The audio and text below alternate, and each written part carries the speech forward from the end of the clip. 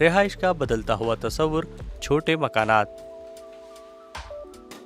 انیکا فالکے نے اپنی رہائش کے لیے ایک چھوٹا سا گھر تعمیر کیا ہے۔ وہ اسے اپنے خوابوں کا گھر کہتی ہیں۔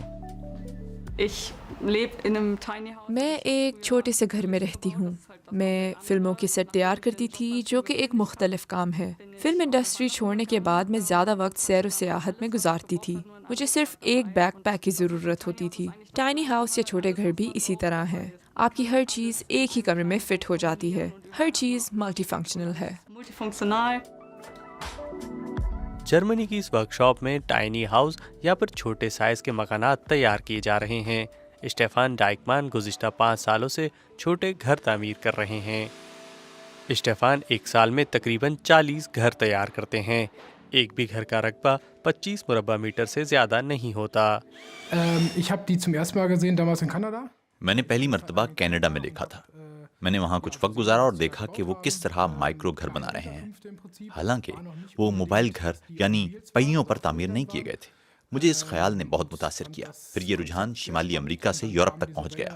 ہم نے نسبتاً اس آئیڈیا پر تیزی سے کام کیا اور ہم نے فیصلہ کیا کہ ایک پروٹوٹائپ تیار کیا جائے اور دیکھا جائے کہ یہ کیسا لگتا ہے۔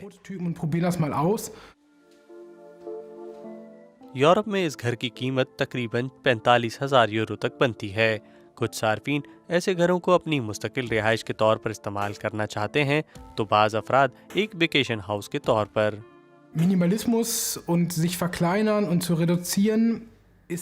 بہت سے لوگوں نے منیملزم یا مختصر سامان کے ساتھ زندگی گزارنے کے خیال کی تعریف کی ہے۔ ہم یہ اس لیے جانتے ہیں کیونکہ بہت سارے لوگ اس طرح سوچتے ہیں۔ چھوٹی سی جگہ پر رہنا بھی منیملزم طرز زندگی کا ایک پہلو ہے۔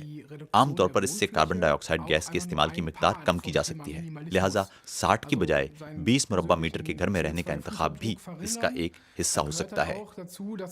vielleicht nicht mehr 60 Quadratmeter bewohne und beheize, sondern vielleicht nur noch 20 Quadratmeter. Hong Kong میں 20 مربع میٹر کا گھر ایک معمول کی بات ہے، لیکن یہ گھر قدرے مہنگے ہوتے ہیں۔ بہت سارے لوگ وہاں چھوٹے کوارٹروں میں رہتے ہیں۔ یہ مائکرو ہومز ہانگ کانگ کے آرکیٹیکٹ جیمز لا نے ڈیزائن کیے ہیں۔ میں ایک دن اپنی کنسٹرکشن سائٹ پر کام کر رہا تھا اور میں نے دیکھا کہ وہاں کچھ بڑے پائپ زمین پر پڑے ہیں۔ ان میں سے کچھ اتنے بڑے تھے کہ آپ ان کے اندر جا سکتے ہیں۔ اچانک میرے ذہن میں خیال آیا کہ اس سے ایک عارضی رہائش تعمیر کی جا سکتی ہے اور تھوڑی بہت تخلیقی صلاحیتوں کو بروئے کار لاتے ہوئے اس کو ایک گھر کی شکل بھی دی جا سکتی ہے۔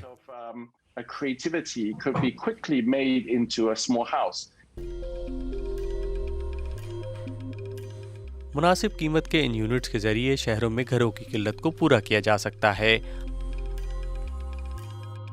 ہانگ کانگ کا شمار بھی دنیا کے ان شہروں میں ہوتا ہے جہاں رہائش کے لیے مناسب قیمت پر مکان ملنا کافی مشکل ہے۔ اس سال وہاں ایسے 120 یونٹس تیار کیے جائیں گے۔ اسی طرح یورپ میں بھی چھوٹے گھروں کی مانگ میں بتدریج اضافہ ہو رہا ہے۔ Ich glaube, dass einfach tendenziell میرے خیال میں آج کل لوگ بہت فلیکسیبل ہو گئے ہیں۔ وہ کسی ایک جگہ پر نہیں رہنا چاہتے۔ شاید ایک چھوٹے سے گھر کے انتخاب کی یہ بھی ایک وجہ ہے۔ ein großer Anreiz ist für so ein Tiny House. اسٹیفان ڈائکمان بہت جلد ایک ٹائنی ہاؤس ہوٹل تعمیر کرنے کا ارادہ رکھتے ہیں۔